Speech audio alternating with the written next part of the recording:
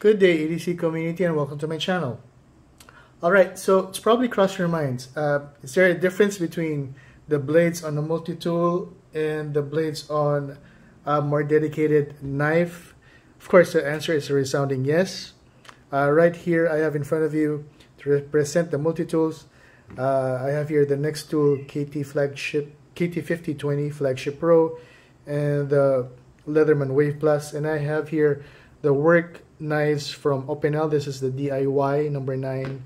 This is a Milwaukee Fastback knife, a utility knife for work as well, and this is a general purpose fixed blade knife from Morakniv. These are work knives used for trade, right?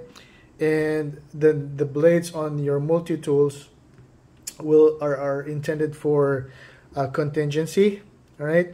And here, therefore, looking just by plainly looking at it, you would see that there's a stark difference in size, with the blade width on the dedicated knives being much wider. All right. So by the way, blade width should not be mistaken for blade thickness. Blade thickness is this area right here, how thick the knife is from this angle. All right. And the blade width is the distance from the spine to the edge of the blade. So yeah, going back, you will already see a stark contrast in size. So blade width on the multi-tools is much smaller compared to the more dedicated work knives. And yeah, of course, since this is a multi-tool, as the name suggests, it features more than just one tool, or more than just the knife is just one component of the tool. Hence, it is much smaller compared to the knives, which are really just that, just the knives themselves. And yeah, so in terms of intent and use, the blades will of course have a much more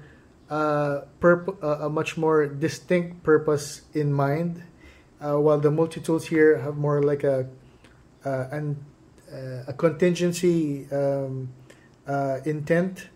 So yeah, basically that's just my opinion why the blades are much smaller on the multi-tools compared to the knives, and not just because they're